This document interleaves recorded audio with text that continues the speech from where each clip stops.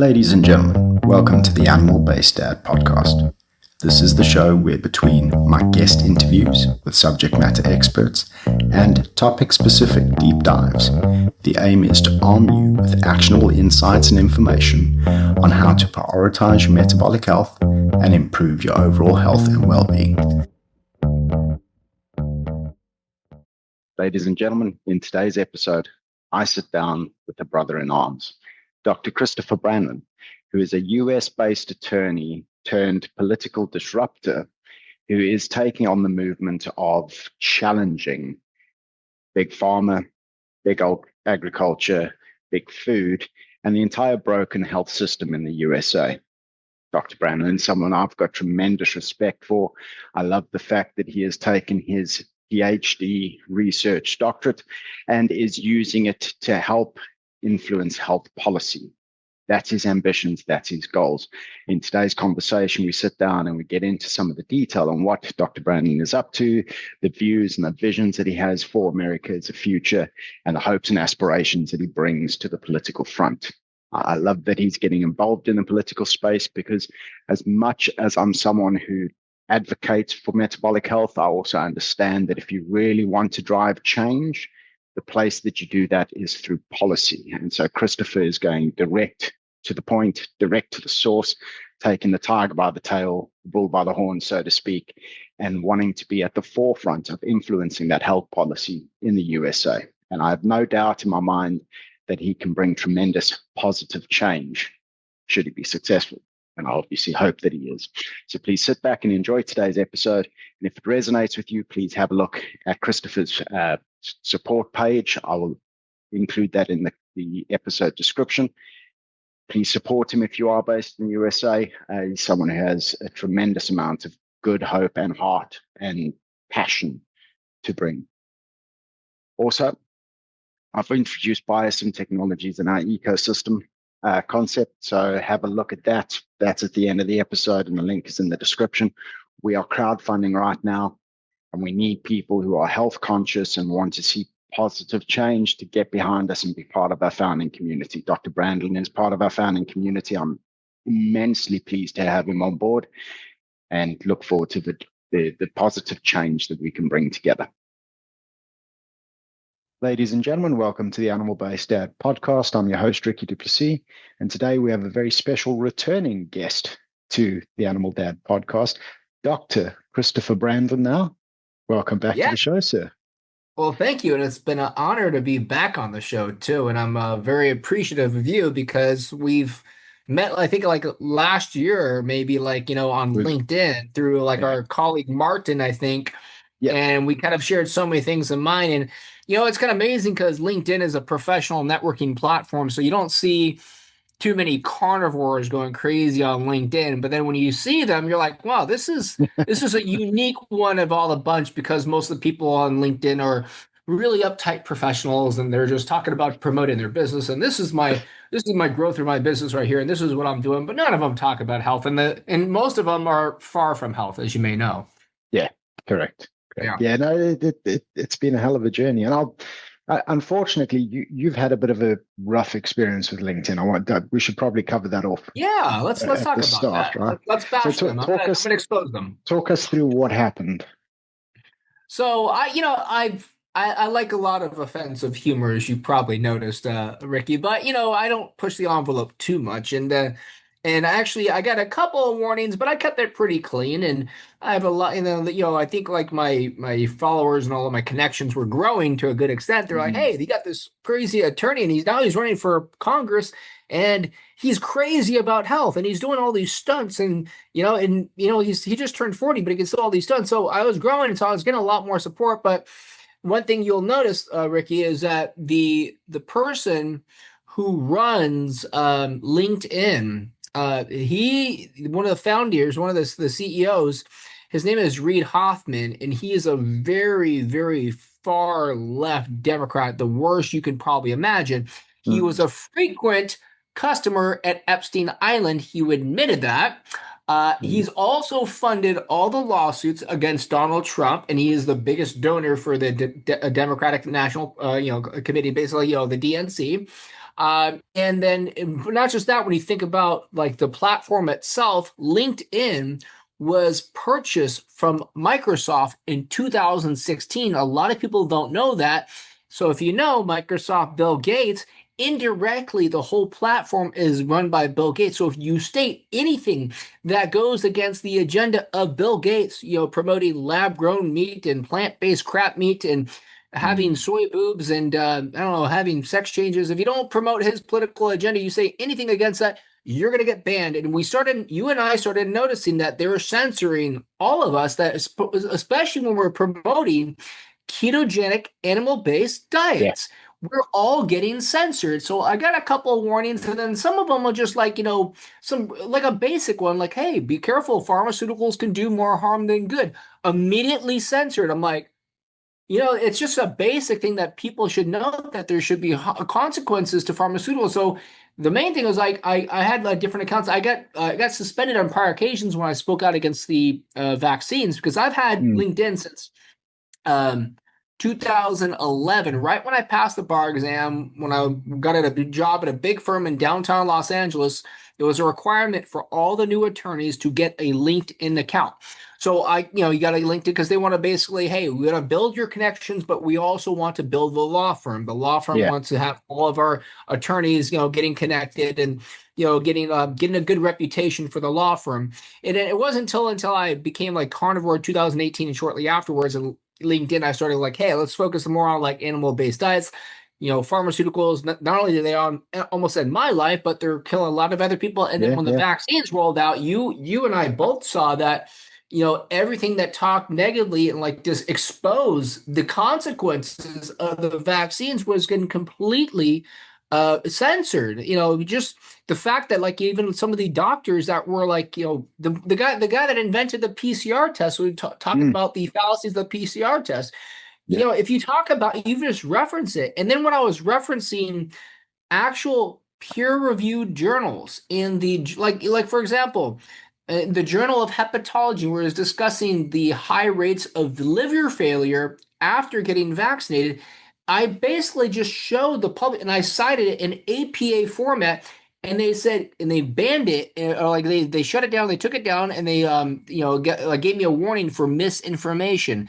So the thing that really got me kicked off LinkedIn after getting all these crazy ones, and I like offensive humor occasionally, but I never use any swear words.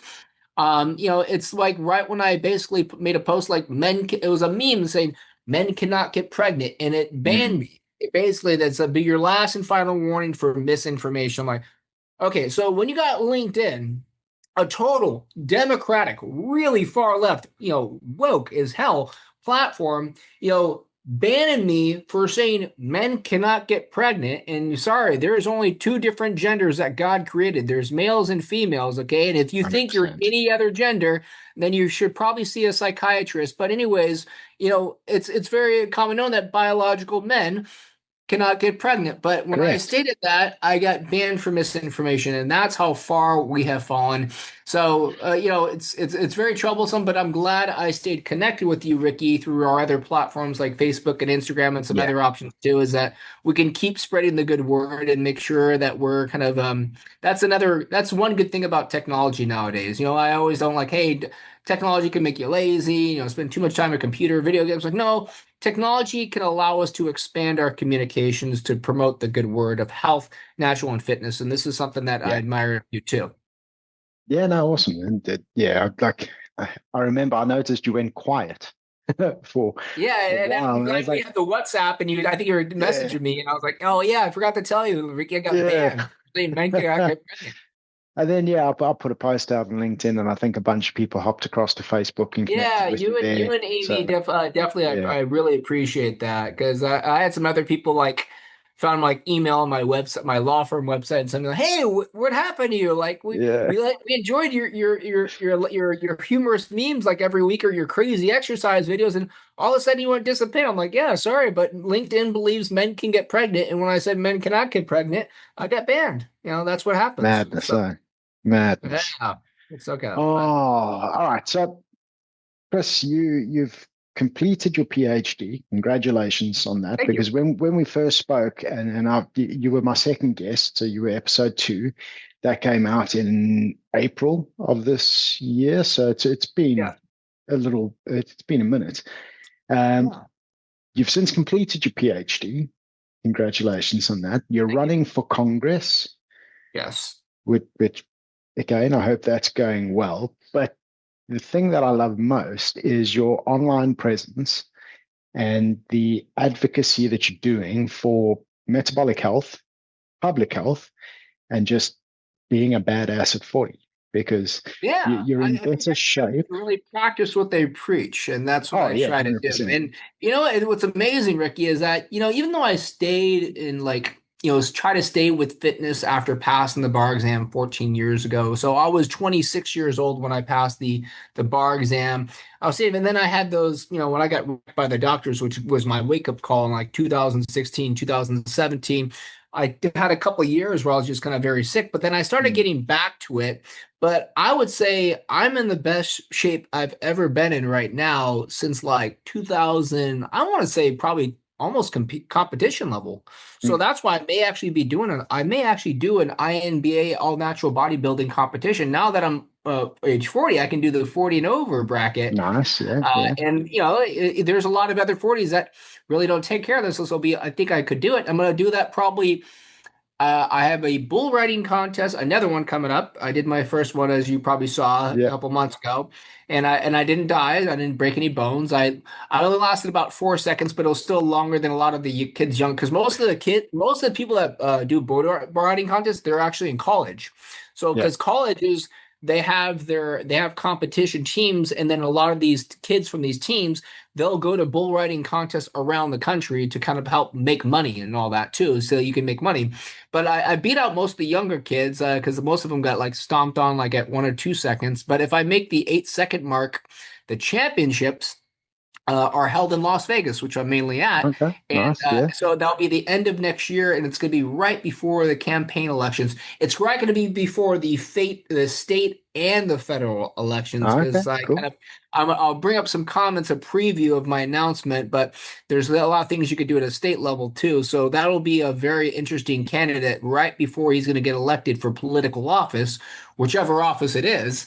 Hmm. Uh, I'm gonna get on a bull right on the strip, and I'm gonna do one of the dangerous bulls. So yeah, I'm not afraid to face my fears, and I'm also auditioning for American Ninja Warrior because since I used to be Cool. an Yeah. Yeah. avid rock climber, I'm not sure if you saw my audition video, but they're impressed that I can still do a lot of acrobats at age 40. I did a Yeah. little bit of gymnastics, but you start losing. That's why I love calisthenics. Yeah. Learning how to use your own body weight. And I think you saw me do the video that I did it with my dog over the weekend. I was able to do an elbow lever with my dog on my back, holding my Yeah. body weight off the ground. I'm like, there's a lot of cool things you could do with your body weight. I still Oh, yeah. incorporate the weight training at least once or twice a week just because I probably want to, especially if I'm going to be doing the bull riding, you actually got to be you don't have to be very bulky. You want to be very slim, or slim, but Hmm. very fit, strong and Yeah. condensed. Like that's what they said when they knew I was a wrestler growing up, that wrestlers are like the best bull riders. I'm like, yeah, this is perfect for me because very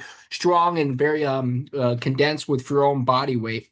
Mm. But I'm probably going to be after this, I'll probably gain about another 10 to 15 pounds bulking. I'm going to do it bulking on strict carnivore. I'm going to probably really slowly increase my fat intake. And this is when I realized I can actually gain a good amount of muscle increasing raw animal fat. And I've done some Okay. experiments on it. So the protein's already going to be at least kind of like my body weight, if not higher, depending on my training level. But I realized that because a lot of people, they increase their rendered fat, like just a lot of cooked fat, it goes right through them.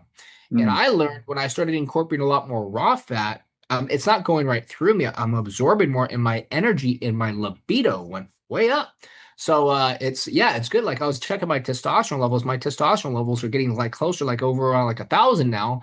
That I'm just been increasing my no TRT or anything. I'm just increasing my dietary animal based fat. Nice. So Is this there is anything metabolic health. different in your training as well? or is your I training can't much the same? say that my strength has gone way up. I can do a lot of things that I've never been able to do for the past 10 to 15 years. And it's just amazing that, you're doing it at 40. And this is someone that's been in health and fitness my entire life. Mm, I was a wrestler in high school and I was a fitness trainer during college and law school. So we're talking about going into fitness ever since I was like 13 years old. And now that at age 40, I'm getting at some of the best I could. And that just shows you that age is just a number, right, Ricky? Because yeah, I always say what 100%. my motto is, age does not define us. We define our age. It's really about how you treat and develop your body. Correct. Yeah.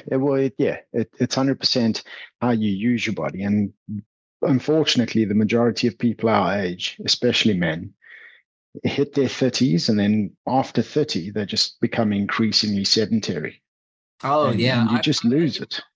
Like if Yeah, a you lot of them lose the motivation and a lot of my friends, like I'm like the only one of my friends at age 40 that I have never got married. I got close a couple times. I'm glad I broke them off.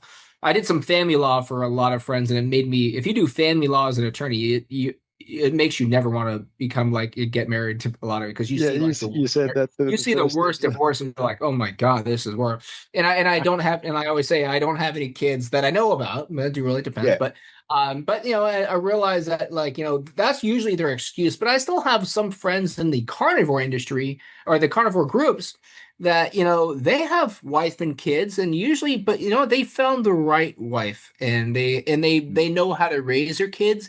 And even though they have a wife and kids, they're in great physical shape. And it just shows you that how the carnivore community can really separate itself out, not only just kind of health and lifestyle, but overall just values in life. I learned a lot Yeah. of them.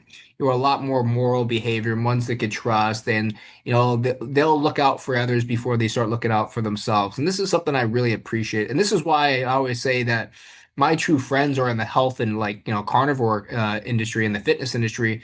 They're not with attorneys. They're not with politicians. And even Mm, though mm, I go to political conferences and meetings like every week, Vegas and other places. My true friends that I'd prefer to hang out with if I get my free time is going to be in the health and carnivore industry. Now I just got to nice. probably start dating. So here's another admission, Ricky. I have never dated a carnivore, and there's a reason Really? why.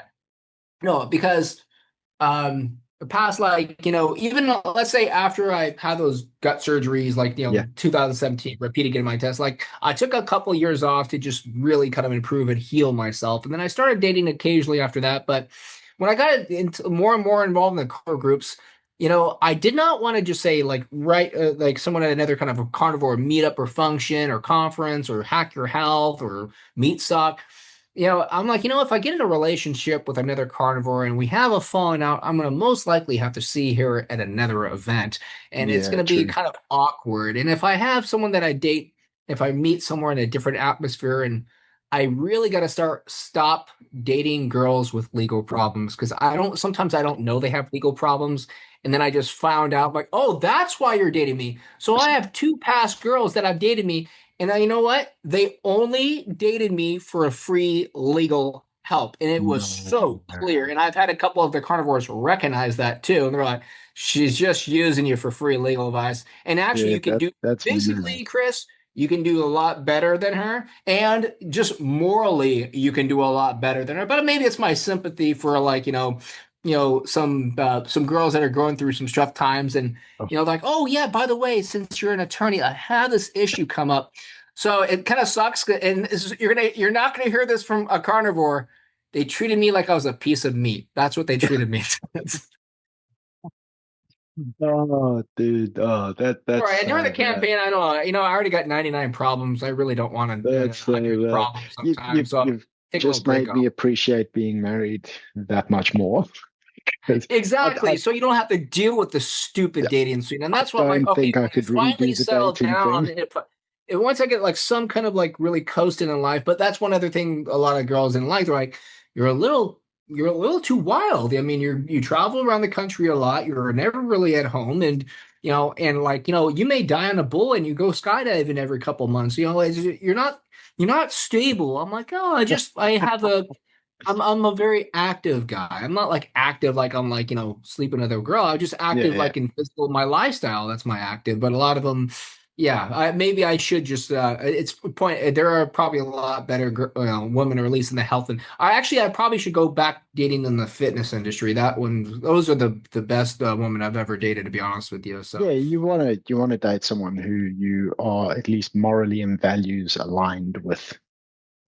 yeah, not with Yeah, now alcoholics with legal problems who are hooked on pharmaceuticals and antidepressants. Those are the worst. not Don't yeah, ask. not a I good got some mix. really bad luck, I guess, right? Not a good mix. Right. So, Chris, how is the campaign trail going? And you spoke in the first episode we did together, and again for the audience, I'd encourage you to go look that one up, episode 2. Sure. Um, but you spoke there about your ambitions for the campaign trail because it was just sort of going to be starting off at that point. You nearly a year into it at this point. How is it all going? How are you finding it?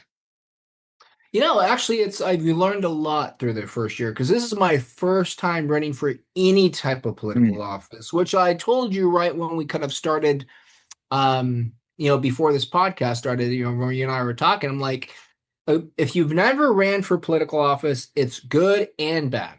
Okay, yeah. the good thing is that I don't have any dirt in my past because most of the Hmm. people that are running, especially if they're running again, even if they lost or won, they usually did something during their campaign trail that can haunt them. Like, hey, remember he made this really disparaging comment about there's a guy that was actually I'm not sure if he's gonna run in my district, but he made a disparaging comment against a war veteran that really haunted him. So, and like he was thinking about running again, like, hey, you really made a bad comment about a wounded veteran. That's something you do not Mm, do, especially if you're yeah. running for anything in American politics. But on the so I don't have I always tell people like I really don't have any dirt in my past. My only dirt in my past is I probably partied too much in college as a fraternity Yeah. president. I'm not sure if you saw my photos where I was like close to 200 pounds when I was just Yeah. drinking all that. I Yeah. I mean, saw them there. but I stuck with the basics. It was just marijuana and alcohol. I just kind of did that. And then I have a bunch of speeding tickets. That's not, I don't have any crimes. I drive too fast. That's my only thing in my past. But the bad thing about that is that when they want someone with some experience doing a political Mm, campaign and getting connected with the communities because they see that as something to drive higher. So that's where the bad part. They're like, hey, you're new to the field. And not just that, Chris, I mean, it's good and bad. You're the youngest political candidate. You just mm, turned 40.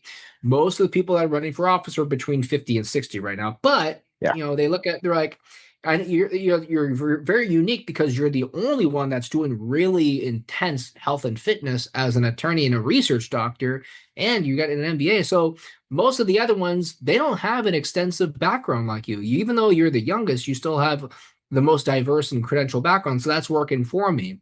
And then I did mention a couple different things for you that I'm going to make an announcement the next 1 or 2 weeks. I'm going to finalize a few things, but I am running as a Republican, and I'm proud to run as a Republican, just as Dr. Ken Berry. I'm Hmm. not sure if you follow him. He's a Yeah. very dedicated Republican. This is why I keep in contact with him for a lot of different reasons too. But so the Republican Party, we discussed the campaign and some options, and um, there's one thing.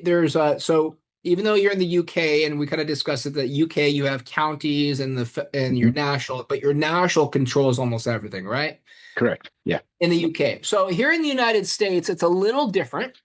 Instead of counties, we have states. We have 50 states, and then there's very tiny counties within those 50 states. But Hmm. these states, when you think of laws, you generally think of the federal government and the states. And when we originally had our Constitution back in the 1770s, what happened is that we made an amendment to our Constitution. It was called the 10th Amendment.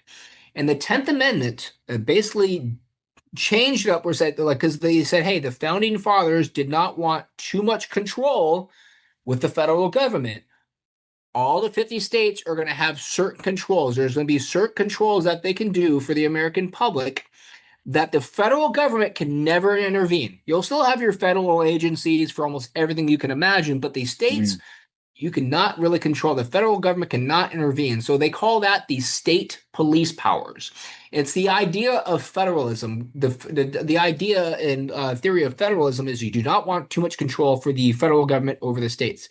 And so the state police powers, one of them, because the federal government still can change health to a certain extent, and Hmm. running as a congressional candidate but the difference is in when you run for a state like a state legislature, you can make changes, probably even more changes when it comes to health. And this is something I'll be discussing because I can make more changes at a state level rather than a congressional level. And this is what I'm trying to weigh out. I'm still going to finalize a few rules, but they will also allow me to work with people who are basically working with a team of people who are going to take down the pharmaceutical industry.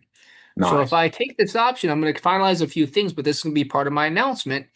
And they also like the fact that I'm the only attorney who's a research doctor with a PhD in public policy and public health Hmm. who is doing clinical trials, who wants to do clinical trials on ketogenic diets and metabolic health, which we originally Yeah. discussed, right? So and they're like, this is but we see that you really want to do that. So if you take this option, we'll make some more changes at a state level, and you can do a lot more in the health sector, the health and Mm. wellness sector. Because even though there's like, there's hundreds, if not thousands, of clinical trials on ketogenic diets, but they're not really Hmm. utilized.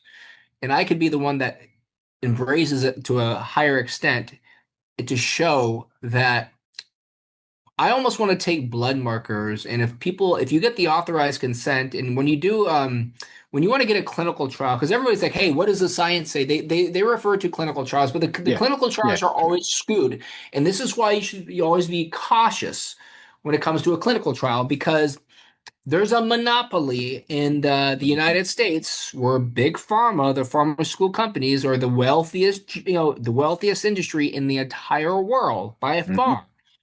They control a lot. Not only do they control Congress because they basically fund over two-thirds. I think actually now it's gone up. It's almost three-quarters. So almost 75% of people that are making laws for the federal government, the congressional level, they're all getting paid from big pharma through Yeah. either direct sources or they have their separate political action committees we call PACs. We're getting the funding. So it's mostly the Democratic Party too. But I'm going to point out this is where I have to bash some of my own party. There are Republicans that are getting funding, and I call them RINOs. RINO is Republican in name only. It's like almost like a fake Mm. Republican. Like you're really going against for the people because the Republicans are known as kind of like fighting for rights for the people. Yeah. And especially when it comes to health and wellness, as you probably recognize, Ricky, the people who are speaking out against these BS vaccine mandates, they were definitely not the Democrats. The Democrats Correct. were trying to enforce mandatory vaccine mandates, making it mandatory to get vaccinated to keep your job, mandatory to Yeah, that get was a mad vaccinated time to live to through, go eh? into a hospital. And I know this is not just the problem with the United States that happened in 2021. It was a worldwide problem because Hmm. not only as you were telling me in the UK, but Martin was discussing this in the Scotland, and my Hmm. client Anthony Shafee was talking about the things that are happening in Australia, and I got some other colleagues in different parts, and my colleague and my healer, Dr. Sophia Clemens, was talking about what's going on in Budapest, Hungary. But luckily, they're Yeah. making changes, and they got a new prime minister, and like they're the prime minister of Italy, because my background is actually Italian, even though I was born in the United States. Yeah. Georgia Melonia, she's making some strong changes, and she's anti-vax too. So we're making some changes. But so, anyways, what I'm kind of going to the point was that I'm getting an opportunity where I can make a larger change at public health. Okay. And Awesome. this is something that what they want to put me in charge of. And I'm not sure if you followed Turning Point USA, but Hmm. if you remember Charlie Kirk, Yeah. who was assassinated for promoting intellectual dialogue. And I think this Yeah. is why I always thought highly of Charlie Kirk, is that he made it clear that when words stop, that's when violence begins. Instead Yeah. of getting in a fight and putting a gun at each other, let's sit down like grown men and let's have a one-on-one conversation. You discuss your argument, and I'll give you my argument, and we'll Yeah. see which one's the better one. This is going to be a debate, and this is the best thing. He got shot for that. Charlie Kirk was a humongous proponent of Bobby Kennedy's kind of promotion for Maha. So Yeah. the Republicans in Nevada made me one of the heads of the Maha committee. So Nice. Turning Point had a Maha committee, and they're like, Chris, you're the one attorney and political candidate that's crazy about health, and you're proving it by during your campaign. We love watching you.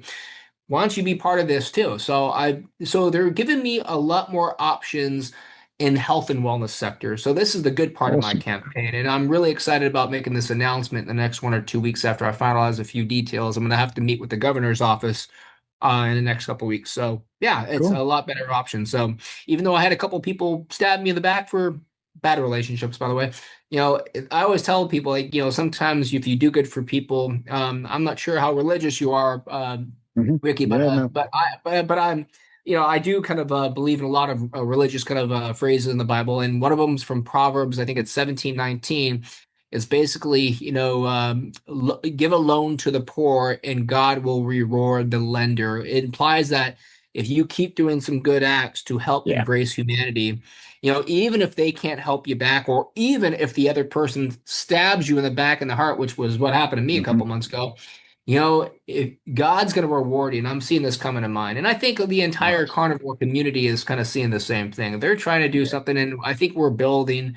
At Hack Your Health conference, I had I'm not sure if you follow the Hack Your Health, this conference. Hmm. It Yeah. was in Tampa, Florida, part of the United States. I know we had some people from Europe. I know my colleague Jonathan from he is in Norway. He's a Carnivore Norse. I'm not sure if you follow him, but he was over here. There's a couple other people too, but.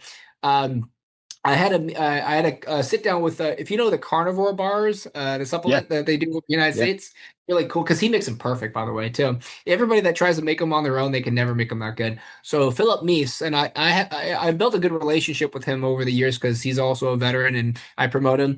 And I was like, so what? How is the carnivore community now? Like, is how if we wanted to count in the United States, how many carnivores are there? There used to be like 10, 20,000. It's close to a Mm, million.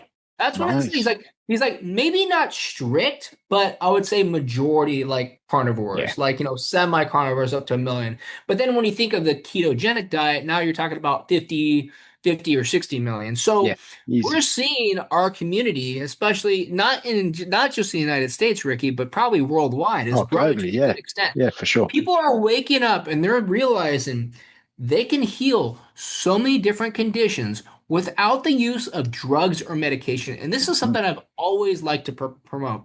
And this is why I'm probably the one carnivore who is the biggest anti-big pharma. And this is, I mean, I kind of started Mm, off with the vaccine mandates because I healed myself in a carnivore diet in yeah. 2018 and I got off all these pharmaceuticals that were killing me.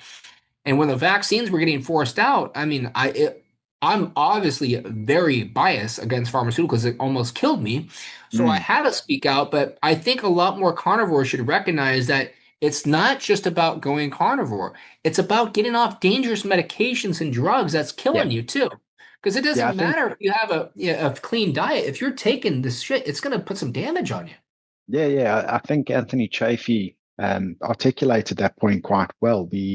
It's not just about what you're consuming, it's about all the Yeah. stuff that you end up excluding at the same time. And it Yeah, really has to be an overall lifestyle sort of view on that. You've got to look at everything that you're doing and going, okay, well, what do I need because it's going to help me improve health, and what do I need to stay away from because it detracts from our health? And exactly. that and yeah, Yeah, but and it I takes would say that, people. yeah, It's a journey to get to that point, though, isn't it? It's not it is. It immediate. is. It's not going to happen overnight for a lot of people too. And Yeah. another point I'm going to make is that there's a lot of carnivore doctors who are they still practice medicine as a general practitioner, and Dr. Kiltz is one of them, and there's a few Hmm. others too. Is that you know there's a time and place where a pharmaceutical may be necessary as a last resort. Like sometimes if you got a Yeah. very serious sepsis, like a very bad, like widespread infection, you may need like a quick temporary. This is why I focus on temporary Yeah. of antibiotics to kind of get rid of a very severe infection. But when you're taking antibiotics on a weekly basis throughout 14 months, which was what killed me, in addition to taking Mm, laxatives and corticosteroids, which not only incinerate your gut but reduce your immune system, yeah, that is where it becomes chronic. And this is where we discuss chronic health problems rather than yeah. something that's ongoing for a long period of time that should be addressed definitely differently. And I'm a little I'm going to tell you right now, I could probably tell you in person who it was, or I'll tell you individually that Hmm. I did a live chat with a carnivore group a couple of years ago, and this was actually right when the vaccine mandates rolled out. They didn't want me back on the live chat because I made a huge statement that I healed myself with carnivore, but I am very anti-vax and that can do a lot of damage to you. And I also told you about if you wear masks excessively. This is like when I was starting Yeah, my yeah, PhD program. I'm like, if you wear like so during my PhD program, we were doing a lot of clinical studies and basically saying what policy should be amended based on the research. Okay. And I did all this research on masks when people were wearing masks 24/7. I'm like, you get hypercapnia. What happens in hypercapnia, as you may know, Ricky, is that, we breathe out carbon dioxide and we breathe in oxygen. Even if it's not pure oxygen, that's the majority coming in. yeah, When you're wearing a mask excessively, when you're still seeing a lot of people do, and they're driving around their own mask, when I always kind of make that joke, they're sleeping with a condom on, probably, right? They're what they're doing. Yeah, it's typically the Democrats. They're wearing like a mask and a face shield with latex gloves and shoe coverings, and they got their windows rolled up. They're in their car themselves, and they're just driving. They're like, "Oh my God!" And I'm like, yeah, "You're yeah. looking at," and not just that, they drive like horribly. So they're all cognitive there. But what is happening is there's been more than one study that if they wear a mask for more than 5 minutes at a time, what happens is you develop what's called hypercapnia because you're breathing in all your carbon dioxide. So you get what's called carbon dioxide poisoning, and it's Mm, very toxic. And what happens is usually when you're breathing in oxygen, you send oxygen to your brain. When you're mm, breathing in too much carbon dioxide, you're depreciating the amount of oxygen going to your brain, which actually yeah, accelerates dementia, makes yeah. you dumber. So I'm like, not only do you look dumb, you're getting dumber wearing the mask. I even told this to a judge. She really didn't like that, but so you can see how I'm really pushing the envelopes with some of the courts. But No, yeah, they told me they're like, there's no room in the carnivore community for someone to be bashing vaccines and masks. This person is still a influencer. I'm gonna tell you exactly who it was afterwards. I'm not gonna bash her, but I no, was like, fair play, fair play. yeah. Yeah, no, I But but mean, but you know what? 99% of the carnivore influencers are, I mean, a lot of them are like just focus on your subscribers and look how good my mm, my my bikini looks. That's cool, but they're still promoting the good word, and a lot of them are anti-vax. Okay, and this is mm, I make this such a strong point that if you got to get rid of the poisons if you really want it to have the best results. correct. Yeah, yeah, I agree with that 100%. I've had this conversation with a few people. I wouldn't classify myself as anti-vax outright. My personal take is I need to weigh up the risk of a particular disease Yes. versus the risk of the vaccine. And so, for example, I don't vaccine routinely, but let's say I was going to travel somewhere that had a current polio outbreak. Yeah, and so polio is a Then, different discussion, and there's a yeah, different efficacy that was developed from the polio vaccine compared to the COVID-19 vaccine. You have to test the efficacy, where basically they showed a long term of safer reliability rather than the COVID-19 vaccine that just drew out, which they hmm, forced. And here's the biggest important part, and this is why I was allowed to publish my study. My study did not necessarily focus, even though it did discuss the health effects of the COVID-19 vaccines. My dissertation mainly discussed the ethical and the policy issues with forcing mm, vaccines on healthcare workers. Mine specifically was it had multiple research questions with it, but it was basic about the policy effects and the mental health effects of forcing yeah, vaccines on healthcare workers and mainly the African American community because they are the highest. You had to pick a class, Hmm. And the African American healthcare workers were the most hesitant when it came to vaccines. But we also discussed hospital shortages that resulted when you fired all the Yeah. healthcare workers for not getting vaccinated. But you also discussed the issues that the healthcare administrators should take in effect for future. I don't like to call it pandemics, but I'll call it a plandemic or scandemic when it comes up. Is that something's going to happen in the future? It may be an outbreak. Mm. How are you going to address it? Are you going to give a better Yeah. criteria? Are you going to have them maybe may do like separated work schedules instead of completely firing them? Are you going to Hmm. basically monitor or modify your kind of work schedules to make sure that you do not have hospital shortages around the nation? They did not think about this, and this is why they kind Mm. of like are making a lot of apologies. But you made a good point though, and I actually did a separate video, Ricky, and then I did a separate video that you would never expect the most anti-vax attorney to make a statement that I would not be here today if it wasn't for the smallpox vaccine of 1777. So Hmm. if you know United States, here's a little tutorial on United States history. In 1776, we declared the independence. Okay, so 4th of Hmm. July. So our 250th anniversary is coming up next July 4th. Everybody's excited Yeah. about it. But the war kept going. A lot of people realized the war kept continuing. Okay, and it was with Britain back at the time was we had to get our Hmm. independence. And in 1777, we found out that most of the soldiers were dying, but they weren't dying from the war. They're dying from smallpox, a very Yeah. kind of like really tremendous disease or virus that was breaking out.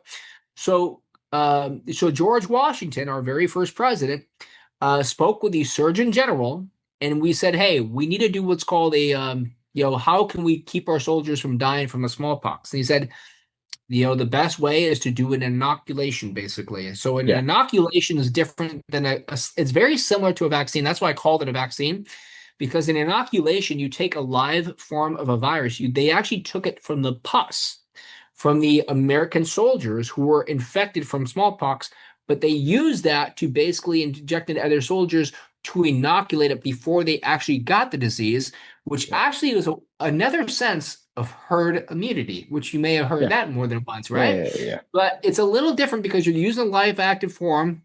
And now, but when you're comparing it to today's vaccines, most of the vaccines today, they're not taking it from the live form of a virus. They're taking it from a very weakened form or a dead virus. And this is what like the Yeah. flu vaccine, what it is, and it's you're taking a dead virus and then kind of like injecting it into your body half the time. But that's not the most concerning part, Ricky. And this is why we should be discussed. It's about all the other shit that they Yeah. put in the Yeah. The vaccines, adjuvants heavy and all that stuff. metals, Yeah. and basically you're talking about like the heavy metals, which is a huge factor. And this is why Bobby Kennedy, if he's not completely banning vaccines, like I'm banning like the introduction of heavy metals and mercury into vaccines because that was a big thing. Yeah. What other kind of things they're putting in is kind of unknown. And the other thing was just like they did not discuss the spike proteins. So the spike proteins of Hmm. the vaccines are basically what are the that's what's getting everybody sick. Okay, that's what's getting everybody like worse is because the spike proteins have been known to cause coagulate your blood and cause blood clots, and this is why you're seeing a lot of people get blood clots and or heart failure. And this is why they showed like those videos that got taken down on YouTube where you see all these athletes in their Yeah. prime. And I think Yeah. my buddy Michael Hines was discussing this in our Carnivore live chat a couple weeks ago is that sometimes it wasn't like the old and elderly like that are dying from the vaccine. It was actually these athletes because a lot of them it attacks everybody different. And like the guy that I shared an office with, my buddy Sam, I'll tell you right now, he can eat and drink whatever the hell he wants and probably take any vaccine. He'll probably never die. He can he's not like the slimmest or like the guy, but he can do that. He could probably drink like a bottle of tequila and not really feel that bad. He's kind of like a guy that he can like it takes a lot he won't. But I have certain friends that are like immune system compromised that if they take Mm. any wrong thing they get tremendously sick, and that's what happens with the vaccine. The vaccine did not completely kill or cause blood clots everybody, but it was a case by case basis, and this is something they should address Yeah. too. And this is why they should set a different criteria that if it's contraindicated to your condition, like if you're prone to having blood clots, that should be a contraindication. So I represented some of the doctors in Los Angeles County that got warnings from the Medical Board of California because they were writing these exemption letters. So an exemption letter says This guy is a government employee. He's a firefighter for the county of Los Angeles. He has been prone to blood clots in the past. It is Mm. contraindicated to force him to get vaccinated. It was an exemption letter, which is a medical exemption letter, not a religious. And the state of California, the medical board, sent the doctor. I'm not going to put his name, but he's still my colleague. A letter saying that if you continue to write such letters, we're going to either suspend or revoke your license. That's a Even though serious it was allegation, huh? Oh, Like that's a serious threat. this is why the Medical Board of California should is part. They're getting funding from Big Pharma indirectly too. Mm. Big Pharma's got their hands on everything, but we need Yeah, more people to expose them. And what my change is going to do, my next announcement, the next 1 or 2 weeks, it's going to allow me to do more exposing, and this is why I yeah, feel yeah. No, I honored like to it. go I to like it. 2026. And yeah, I agree with you that they should be more open about the risks. And I was thinking while you were talking at the beginning of the episode, we were talking about what happened with LinkedIn. I was thinking to myself, it'd be an interesting experiment to run to take any general pharmaceutical drug. Let's take ibuprofen, for example. Pull out the leaflet of a pack and just do a post on the warning sort of part of that.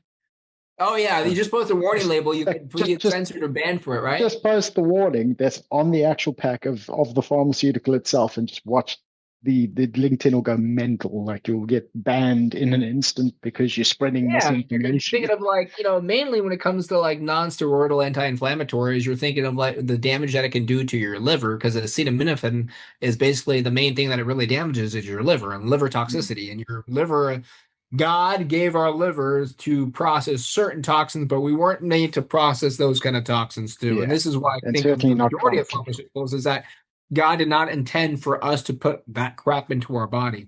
Same thing with lab grown meat and plant grade based clap meat from soy boobs, Billy Gates and his farm factories. Did you know that Bill Gates is the largest farmland owner in the United States? I did know that, and that I mean that's scary because It is. why? Well, Why? Why would? it's not just that.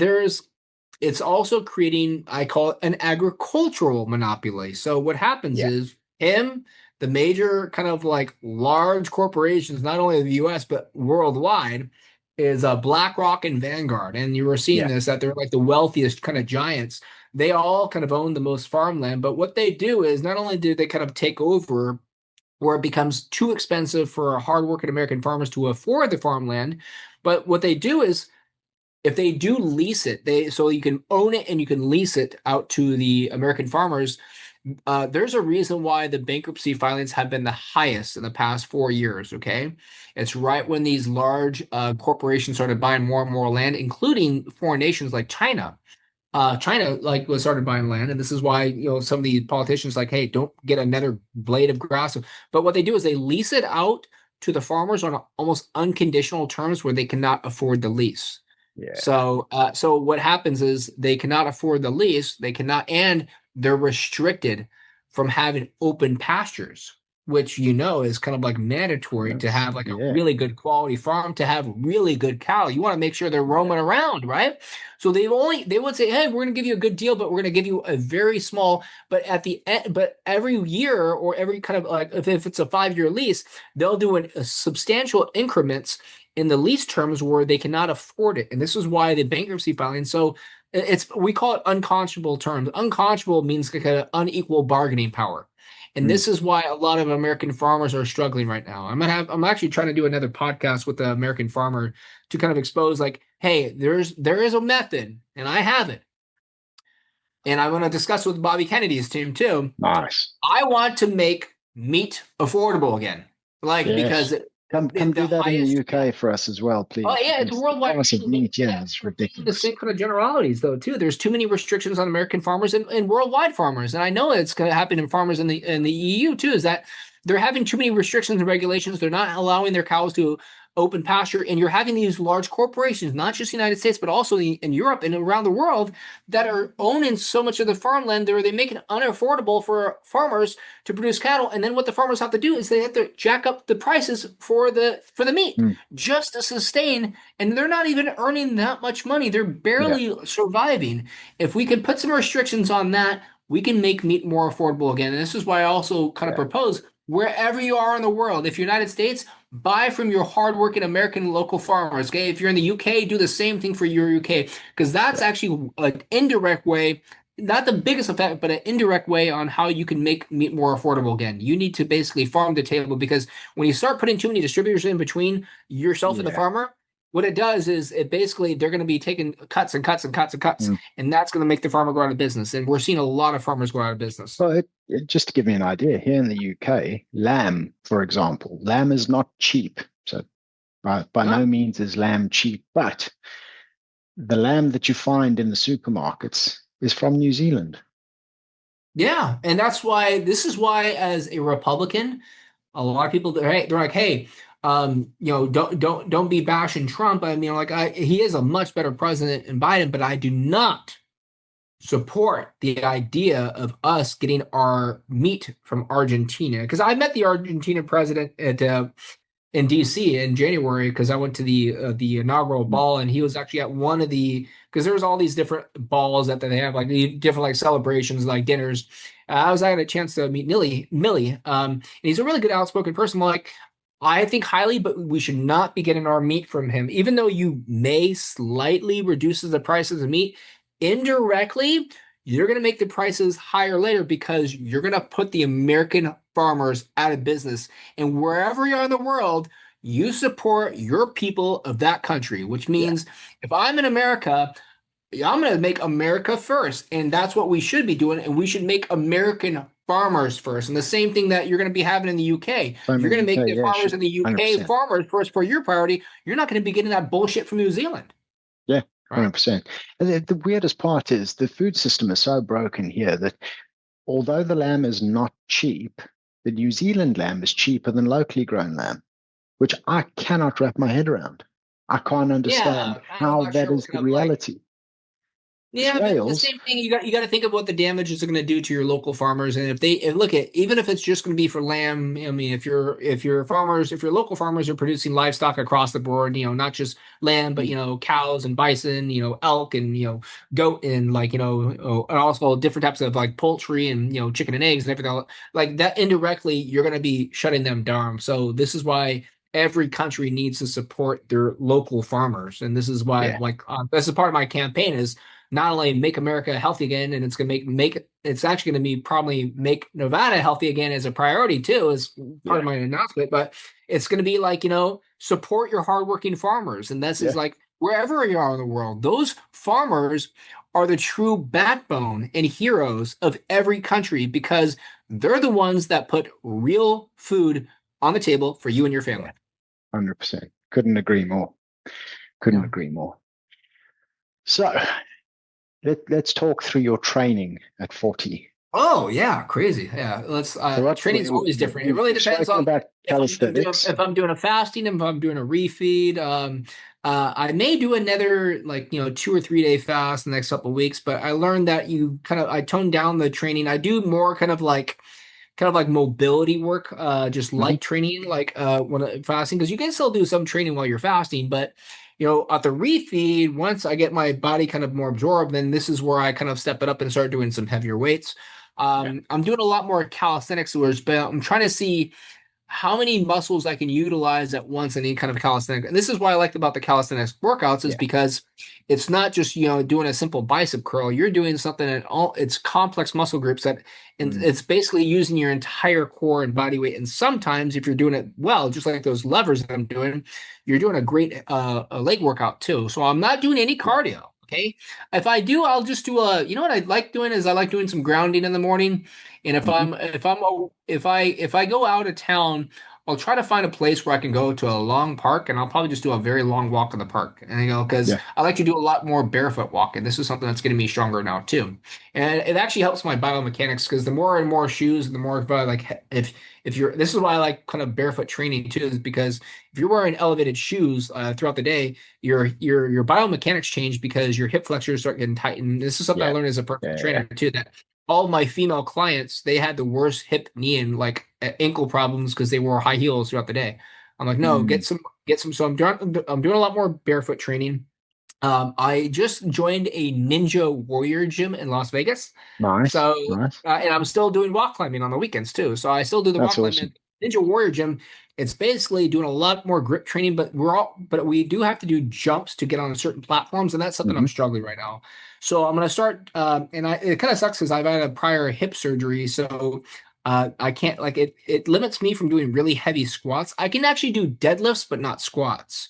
Because deadlifts, you're using a lot more of the back of your legs and your back. Hmm. Then Hmm. squats, you're incorporating more. So I have to be careful on that. But I'm gonna start Are doing. there are there variations of squats that might work better for you, like a heavy Yeah, goblet squat I rather than I a would back say squat? I would say something that tries to put more kind of work on the back of your legs and the front of your legs. This is why I like deadlifts better, or like Romanian Hmm. deadlifts. Sumo squats are something that's been like relatively good for my hips.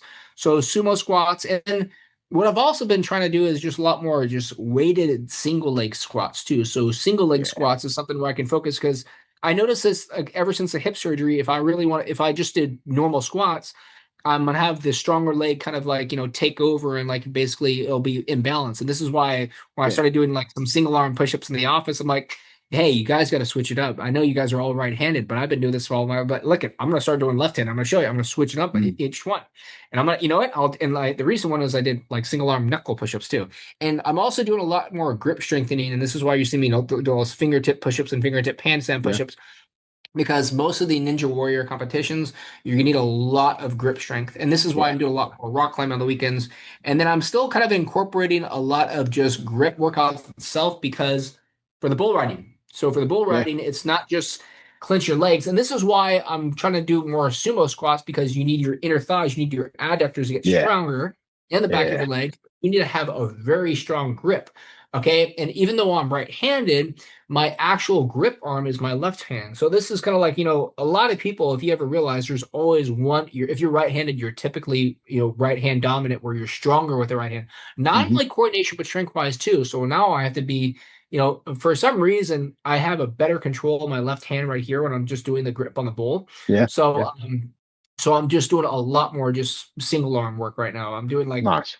I don't think I can do a single arm handstand push up. I think I've only seen like one guy ever do that. But yeah, I think right now I'm trying to get a lot more core strengthening because especially when I'm doing bull riding, you have a Mm. really risk of injuring your back because you slam Well, around. I just remember in when I amongst popped other off. things, I'm but not sure if yes, you saw, like in the bull riding video, I I got like did. airborne, like off the bull. Yeah, And but before I got airborne, I just remember like it basically I got like a bounce, and if I didn't have a strong core, I probably would have pulled out my back. yeah, And when I hit the floor, I had to make sure I popped back up. So if I yeah. don't have a Just got to strong get out of core harm's and I way. hit the floor, yeah, exactly. So I got to make sure, and I'm trying to build my pain tolerance too. So I'm just trying to do some Nice. that's also why I started doing like the knuckle push-ups and all that. I'm like, let's see if I'm doing this right on the hardwood floor. That's the main Mm. training that I'm still do, but I still want to do some weight training. I do that once or twice a week. And then I'm actually gonna start, to build my endurance a little bit more, I'm gonna start incorporating swimming. I just gotta find a saltwater pool, and there's only a few ones that have it because I really don't do well in chlorine. I'm not sure if you ever do swimming, Ricky, but Yeah, yeah, one thing I like about doing swimming is a lot of people, especially when they do too much cardio, and this is why I hate it. And I had like maybe maybe six ex-girlfriends, that they all did a lot of cardio. And for some reason, girls, they're really easily manipulated. They get so side distracted that they think if they do any weight training, they're gonna get big and bulky. They're like, no, yeah, I want to yeah, get slender. I'm gonna yeah, do a lot of cardio. I'm like, actually, you're gonna look worse if you yeah, just do cardio because what happens is they do excessive cardio, which is really bad for your joints, but it eats up your muscle tissue where your metabolism slows down. So you yeah, can actually gain weight really easy, and they end up starving themselves.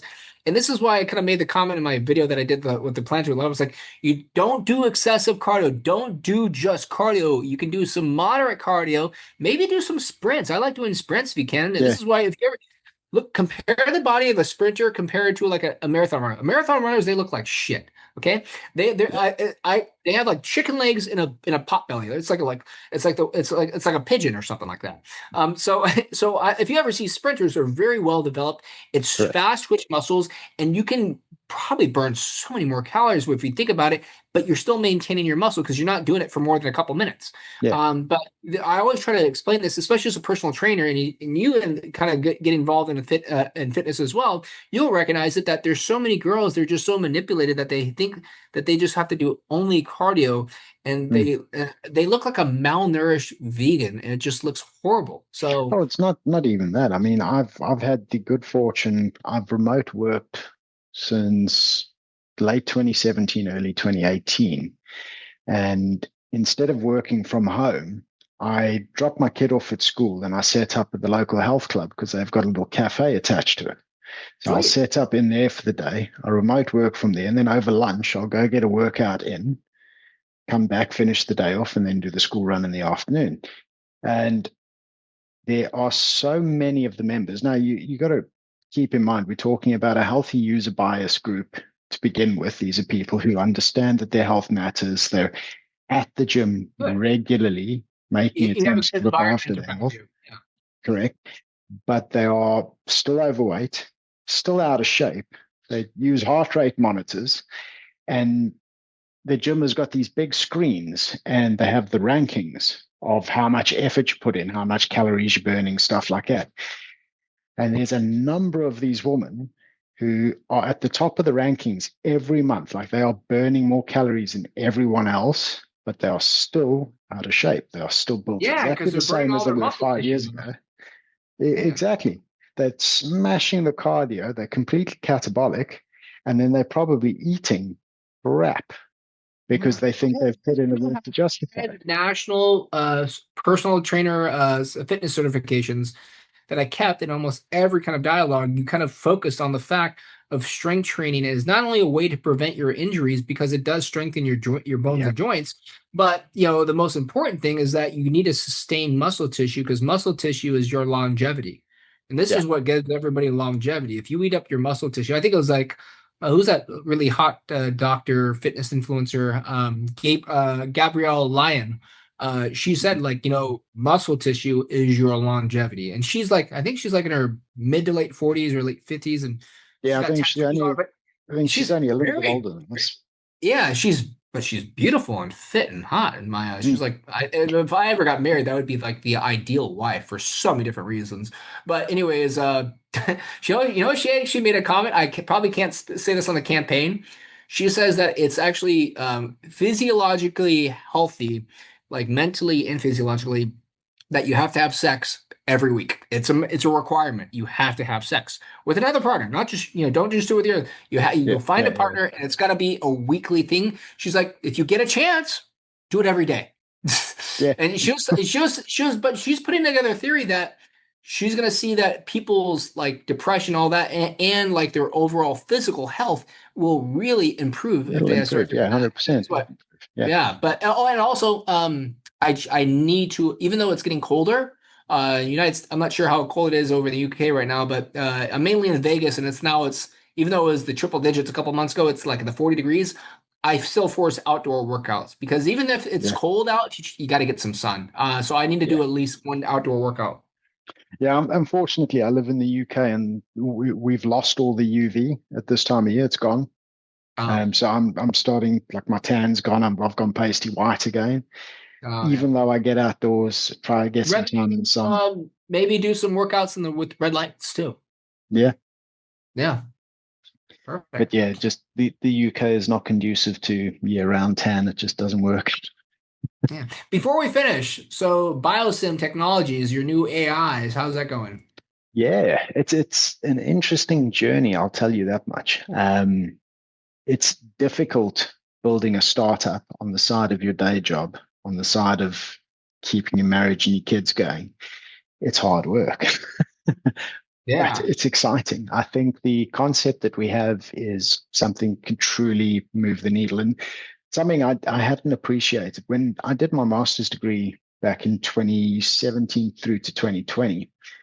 Um, I did my dissertation on the execution gap within project management within mobile telecoms, which is my day job profession. And I've sort of come full circle back to that, to the execution gap, but in the health and wellness space now, because what I've realized, and I've spent a long time. You and I have a similar starting point where it was early 2018 where I started my health journey and sort of got to the point of crisis, needing to fix my health and desperately looking around. I found the ketogenic diet and then sort of fixed myself. And long story short, here we are today. Podcast, books, so on and so forth. But what I've realized is watching the space grow, there are tons and tons of people doing brilliant things at getting information out there. And that is fantastic. And I don't want to take away from that at all. But there's very few people who are taking all of that information and actually turning it into implementation strategies and giving people the tools to see through a lifestyle change consistently. I'm part of many social media groups, Facebook, for example, where you see people do well-ish. They get maybe 50, 60% of the way from their starting point to their end goal. And then they just hover there. They sort of plateau there. And you'll see this time and time again. There's just plateau, plateau, plateau. And everyone gets fixated about the plateau. And it's because life starts to get in the way. Life gets chaotic. Life gets busy. You can't stick to the plan because the plan is no longer viable given the circumstance changes that you're going through. And so my thing and what I'm hoping to bring to the world is to help people solve the implementation gap in a way that completely revolutionizes the health journey. So we're using AI, but what we're going to do with AI is we're going to use differential psychology, which is the study of personality types, motivation styles, things like that, and cognitive behavioral therapy. And we're going to mold that with nutrition advice, movement advice, sleep advice, light exposure advice, grounding advice.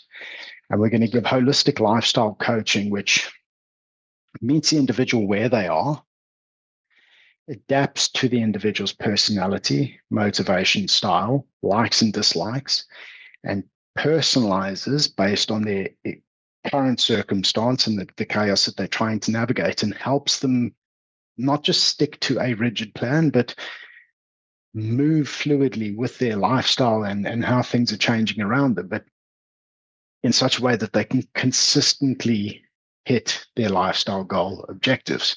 So 3 to 5 workouts a week, eating clean 80 to 90% of the time, focusing on getting good sleep, getting at least 6 to 7 hours of quality sleep a night.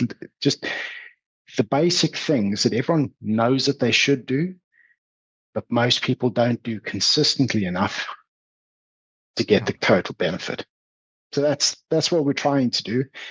We're crowdfunding at the moment. People can have a look in the episode description below. We've got our link there. There's our page. And if it resonates with the audience as they read that, I really appreciate the backing. But yeah, we're building something that is going to be accessible 24/7 at your own convenience. And it's going to coach you personally through lifestyle change. Yeah, it's very person specific, right? Yeah. And I think that for me, that's the key to solving the execution gap, is something, because I'll rewind a bit. I love coaches, and the goal, the benefit of a coach, a good one, is a coach will meet you where you are and will become personal to you and will work with you one-on-one and get you through from A to Z, navigating all the hills and the bumps and the hurdles and everything along the way. And that's fantastic. But most people don't work with a coach. Yeah. Most people either can't afford them, or trying to schedule them in is an absolute nightmare, or they don't want to be vulnerable with a stranger, or they just don't feel comfortable with it. Or maybe they've had a bad experience. They'd rather get manipulated by a doctor. That's it, yeah. But everyone will have an app on their phone. Everyone have a nutrition tracker or this things that they abandon after the first 3 or 4 tries, and it just sits there sort of collecting cyber dust. Yeah, but I'm gonna like that cyber dust. Yeah, that's the typical apps that you never use. Yeah, that's a good one. We're going to bring something that is engaging, hyper personalized, and actually lets people solve the execution gap in their own lives. Awesome. So Well, I'm definitely I'm happy to promote excited it. for Sounds that. like it's a good option, so I'm definitely going to promote it. Yeah, and I appreciate that. Yeah, Right. and it's Perfect. another vehicle to deliver good nutritional advice as well, because it's not the eat well plate or the bloody Lancet nonsense or Yeah. anything like that. It's biologically based, species appropriate nutrition. Like, you are a Awesome. human being, eat like a human being should, and then you will thrive. Exactly. We're meant to thrive. That's what we should. Exactly. Yeah, yeah. You're meant to thrive. I think we had this discussion in the first episode that we did together as well. Like the current trajectory of health span versus lifespan is an absolute tragedy, because what we're seeing is lifespan is getting longer, and the average lifespan in the UK, I'm not sure about the States, but in the UK, it's about 80, 81 years old. I think it's a But little higher. I think we're at like 77 in the United States. I think something around. but health span is like 40, 45. No, they just can And then stick it's to like this they get like slow stuck to trajectory pharmaceuticals and into and disease. basically like a hospital bed for most of their life. Yeah, exactly. And then it's just disease and suffering for the Yeah, other half of your dialysis life. appointments every week for failed kidneys or something like And that. yeah, And and it's like like, that's why I say like oh, the money is not where the person's healthy. The money is not where the person is dead. It's right in between where they mm, basically have a chronic condition to deal with the yeah, rest it's of where you life. got a repeat customer. That's where big pharma wants you so they can drive the most profit. Yeah, yeah. Well, the repeat customer model makes a lot of sense. Yeah, definitely. Yeah, Anthony But Schaefer yeah, made that too.